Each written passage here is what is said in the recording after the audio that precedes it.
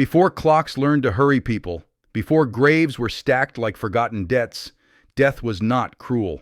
Death was precise. It arrived when the candle burned out, not early, not late.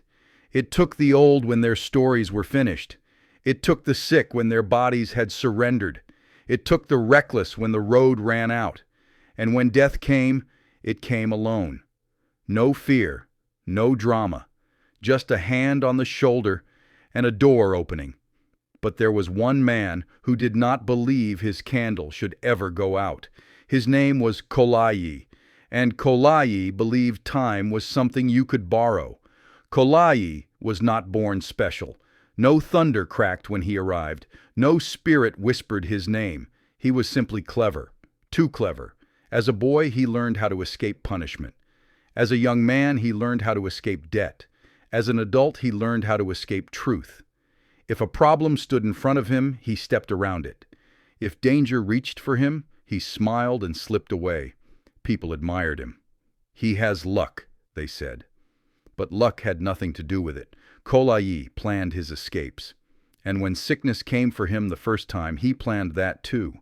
It began with a cough, not a loud one, not a serious one, just enough to announce the end. The village healer shook her head. "The illness has no medicine," she said. His family wept. His friends prepared his burial cloth. But Kolayi did not cry. He lay awake that night, listening to the wind move like breath through the trees. And at midnight, the room grew cold. Not harmfully cold, officially cold, like a door had opened. Death stepped inside. Not a monster, not a skeleton, just a tall figure with eyes like deep water and a voice like stillness. "Kolayi," Death said, "your time has ended." Kolayi smiled. "Then you have arrived too early." Death tilted its head. "I do not arrive early." "But I am not finished," Kolayi replied. "I have plans. I have debts owed to me. I have children not yet born." Death said nothing. Kolayi leaned forward. "Give me time," he said.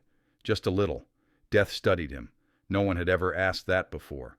Death could not be bribed, but death could be bargained with. "I do not lend time," Death said, "but I allow postponements."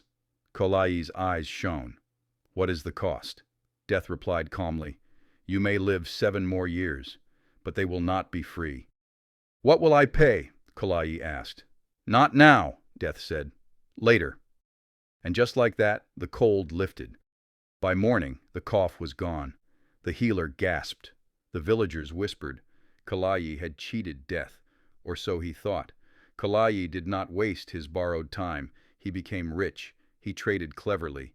He bought land. He married twice. He laughed loudly at funerals. He mocked sickness. He avoided risks because he believed death would hesitate again.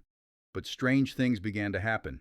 Every year, on the night of his bargain, something small was taken. First year, he forgot his mother's voice.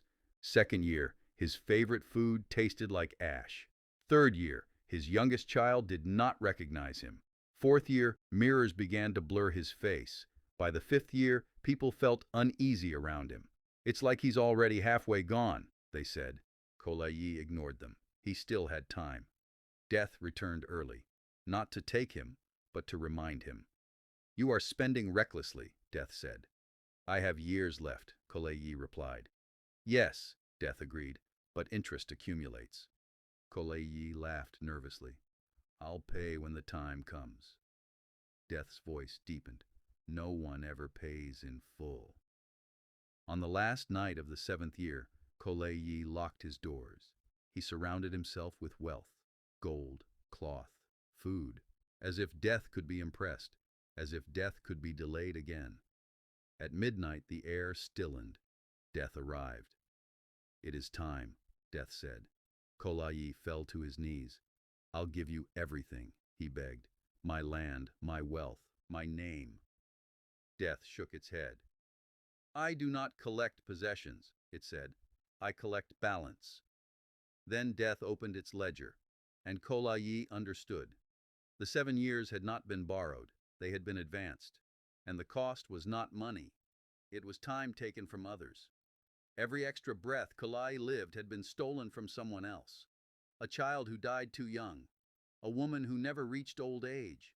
A friend who collapsed suddenly. Death spoke softly. You did not cheat me.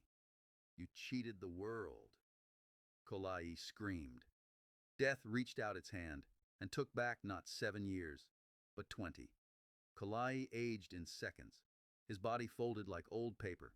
His voice cracked into silence. When he fell, he was older than his ancestors. Epilogue: What the Elders Say. The elders still tell this story. They say, if death comes, greet it with honesty, because time borrowed never returns alone. They say, life is a gift, not a loan, and death keeps perfect records. And somewhere, in the quiet place beyond counting, death still walks.